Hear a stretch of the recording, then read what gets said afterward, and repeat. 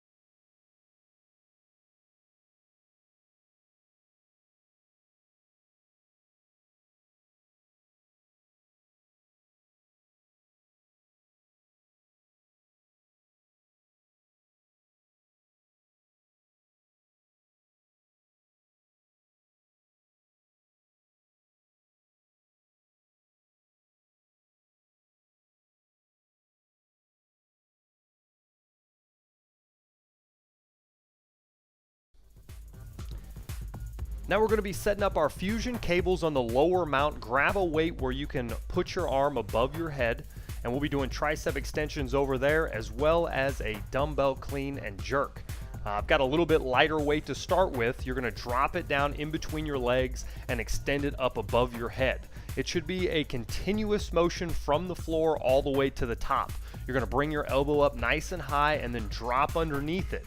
Focusing on triceps a little bit and shoulder stability, as well as using this as our heart increaser here. You're going to notice after your 10 or 12 repetitions on the right and the left, your heart rate is going to be increasing dramatically, and that's the key. We're doing our isolation on the other exercise, increasing our heart rate here. Notice how the hips drop back, and I'm using my legs as we extend up over the head. Use light weights until you become more comfortable with the movement, and then you'll add some more weight as I do in the sets to follow. Now let's jump into the tricep extension with the fusion cable. You're going to grab it, slide the handle around to where your pinky is going to be the driver. Bring your elbow behind your head, and now you're going to extend up into a straight position, bending back to that 90-degree angle. So you notice the forearm is 90 degrees to the bicep. So you're bending it down, extending the elbow up. The farther your elbow gets to the ceiling and you keep that angle, the more you're going to feel it in your tricep. This is a little bit more of a pulse repetition. You don't want to hang out too long on the extended arm position. You just want to get good movement going in and out, and you're going to feel the burn working off of that first exercise you did. You'll be moving back and forth, getting both arms in while you're also getting ready for your clean and jerk with the dumbbell. Keep in mind that using too much weight isn't always a good thing. We can always increase rep durations and things of that nature, but if you always add too much weight, it's hard to keep it in the muscles. You don't want to get really jointy and get any pain in your joints. You want to make sure that you're maintaining that proper form and keeping the stimulation in your muscle. Now I've added a little bit of weight here. If you've got dumbbells at home and you want to stack on some more weight, I'm going to use a little bit more, so that gives me a little bit extra. The key is that you're not using your arm more, you're using your hips and your legs more. So pull it up, elbow stays high, drop underneath it, and extend that arm out. Again, your heart rate should be, going through the roof. Push yourself here, and we'll see you next set.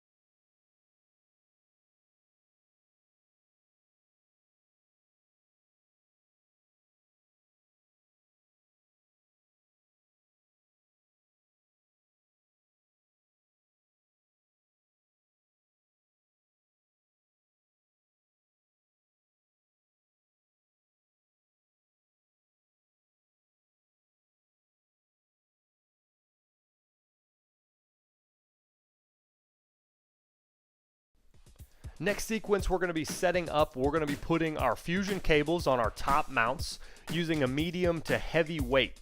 But we're going to be doing a tricep kickback with both arms. So set them up on the left and the right, utilizing, I think we've got the level 4s that we're setting up on the tops. You're also going to bring in a bench, and we're going to be doing a decline push-up to get the arms working a little bit more. When you're choosing a weight selection, you always want to make sure that you're not having to utilize your shoulders more when you're going for your triceps. Anytime that you've got to do more of a swinging motion, you're not going to just stay strictly on the tricep. The tricep's a tricky muscle. If you can't get the elbows back, the hands down, and get a good squeeze at the bottom in this specific exercise, it's not exactly a waste of time, but you're not going to get the same kind of benefits from it. When you're coming up to the middle or later parts of your workout, you should be getting to a point to where your arms are becoming on fire within the middle of the sets. So find a weight range that you can really get good extension and squeeze for just a second at the bottom. You can mix up pulse repetitions as well as full range repetitions, but the key is that we keep maintaining that form. Follow my routine here. You want to make sure that you're moving the entire time that I'm moving, and then you also want to get into the next set pretty quickly as well. Match my restorations, turn up the music a little bit now, and let's get working out. Notice now I've got my hands crisscross. We don't want to work the same side. We're going to crisscross the weight and extend out, utilizing your index finger as the driver. Roll the wrist around and squeeze. That's the key.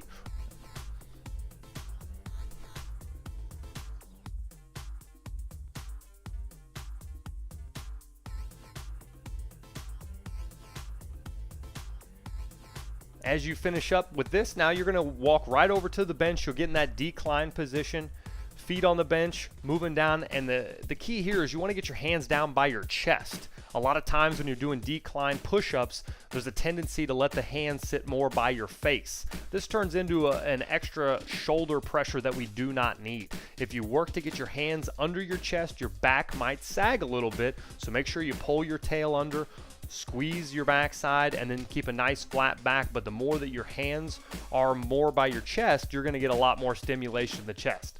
Working to max, keep your pace high, follow my repetitions, and let's move through the end here of the workout.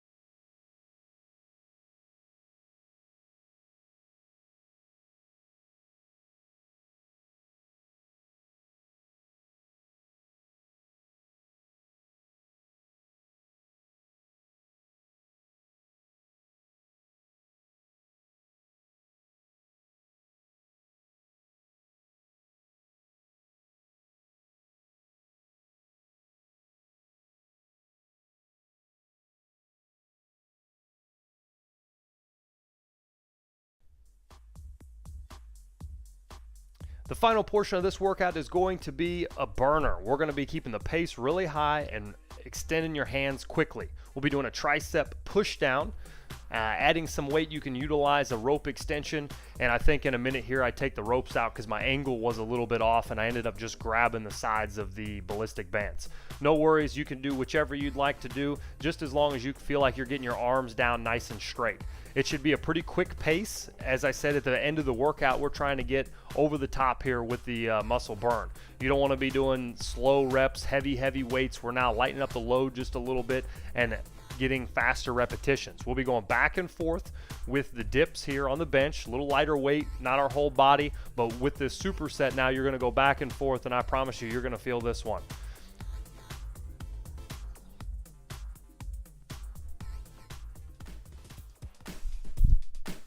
Whenever you're doing a bench dip now, you want to slide your feet out a little bit farther to where you get in more of a squatted position. If you're a little stronger, lift one foot up. If you're a little weaker, make sure that you put your feet under you farther and take some more of the load off the arms. This should be a fast pace, continuous here to get a great burn. If you're looking for more of these workouts, remember kbandstraining.com. Check out the live fitness section under the training tab. We've got a whole bunch of workouts that'll be posted each and every week that you can get your workouts in at home. Have a great day and enjoy the rest of the workout.